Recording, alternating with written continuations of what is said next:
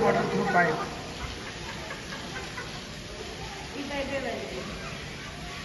ત્યાંથી લોકો પાણી પીવે છે એ ગુઈકો તોડી નાખ્યો ઓલો મહારાજ આવ્યા ને એટલે ભાગી ગયા જો અહીંયા સમાધિ લીધી છે ગગન મહારાજે 2008માં સમાધિ લીધી છે.